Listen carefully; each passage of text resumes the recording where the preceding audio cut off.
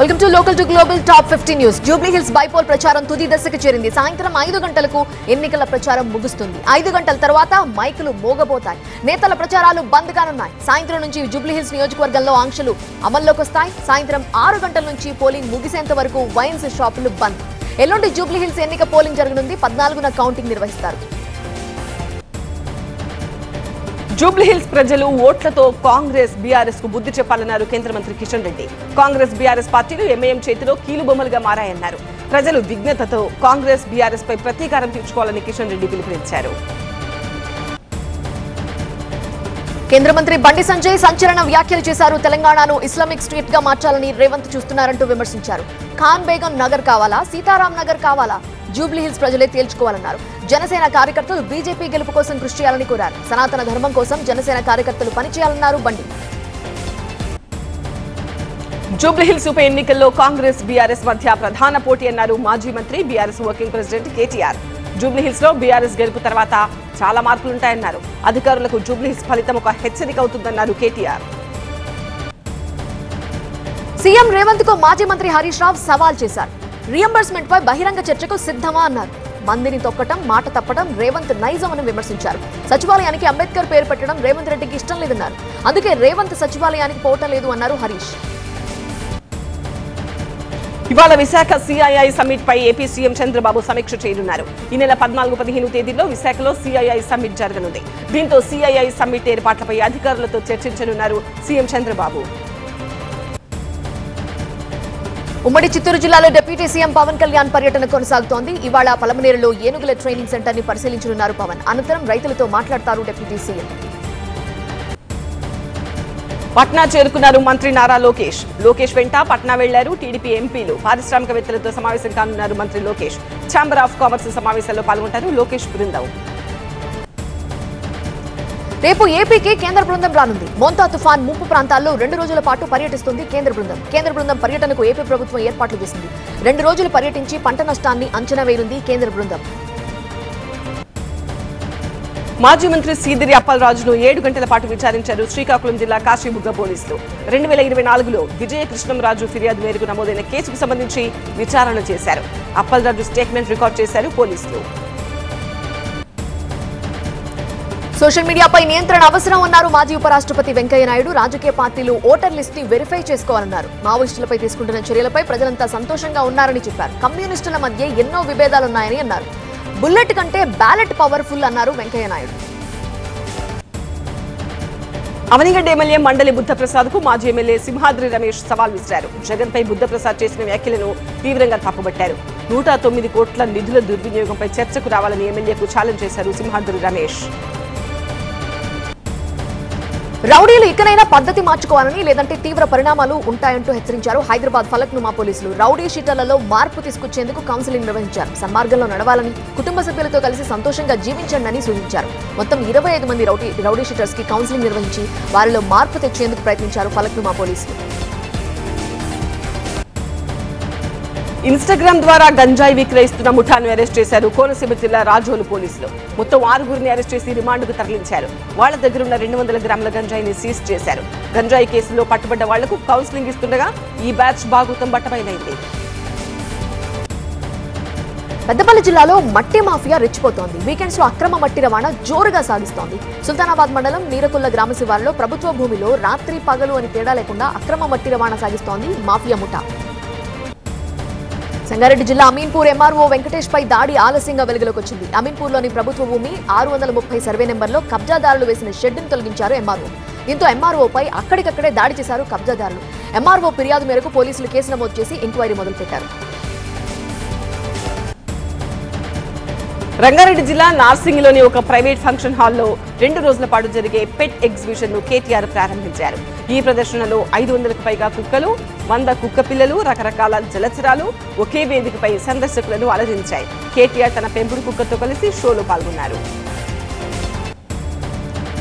South central railway Ayyappa భక్తులకు good news చెప్పింది. చర్లపల్లి నుంచి శబరిమలకి ప్రత్యేక రైలు ఏర్పాటు చేసింది. ఈ నెల 18 నుంచి జనవరి 13 వరకు ప్రతి మంగళవారం చర్లపల్లి నుంచి శబరిమల మధ్య స్పెషల్ ట్రైన్ తిరగనుంది. మరోవైపు కాకినాడ నుంచి కొట్టాయం వరకు స్పెషల్ ట్రైన్ ఏర్పాటు చేసింది. శ్రీకాకుళం శ్రీముఖలింగం క్షేత్రంలో బాలి యాత్ర గ్రాండ్ గా ప్రారంభం కానుంది. ఇవాళ మధ్యాహ్నం 3 గంటలకు యాత్ర ప్రారంభం కానుందని ఆలయ అధికారులు తెలిపారు. బాలి యాత్రకు పలు రాష్ట్రాల నుంచి భక్తులు భారీగా తరలిరానున్నారు. ఉండవల్లిలోని 154 ఎకరాల భూ సమీకరణకు సిఆర్డీఏ నోటీస్ ఇచ్చింది. రోడ్లు, డ్రైనేజ్, నీటి సరఫరా, లైటింగ్ సదుపాయాల కోసం భూమి వినియోగించనుంది. అభ్యంతరాలు ఉంటే గనక 30 రోజుల్లో తెలియచేయాలని సూచన ఇచ్చింది.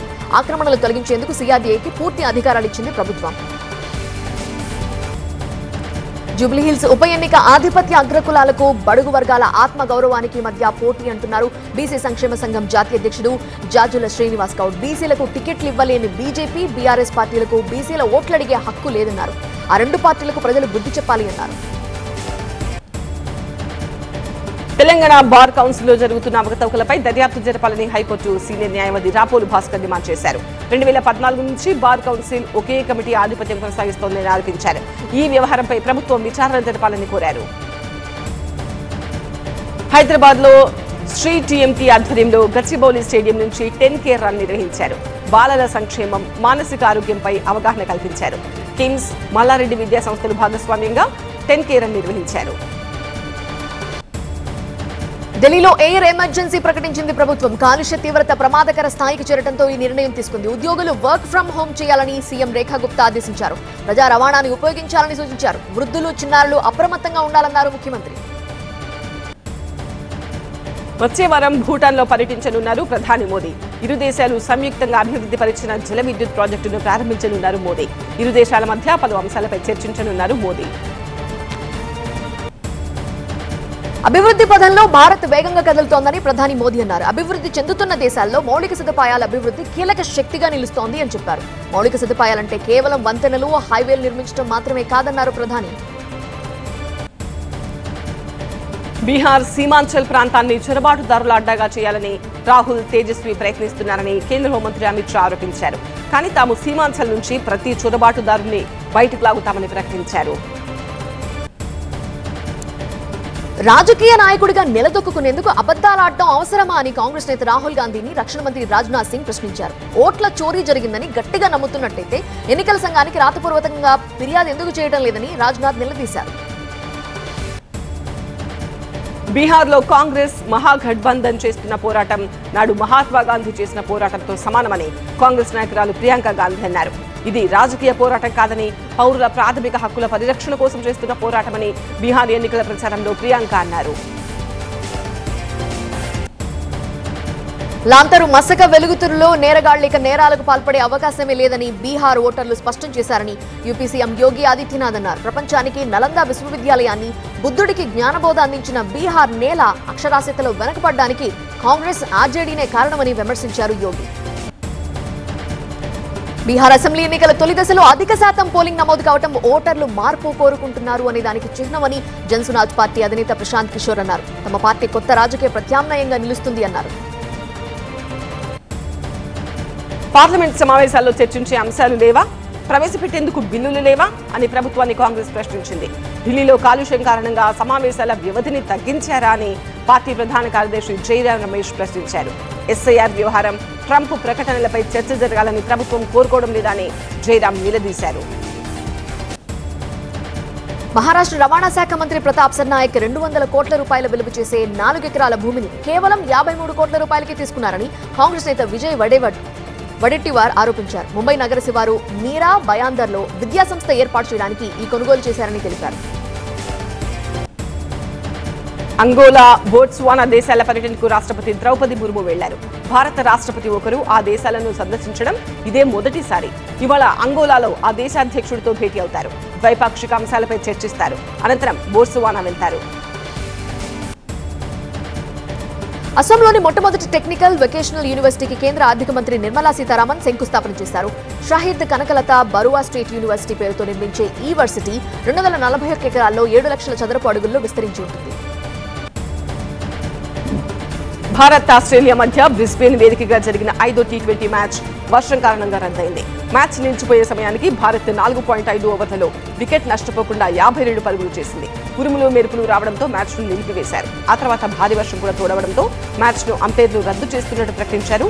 దీంతో 5 మ్యాచ్ల టీ20 సిరీస్ ను 2-1 తేడాతో భారత్ సొంతం చేసుకుంది.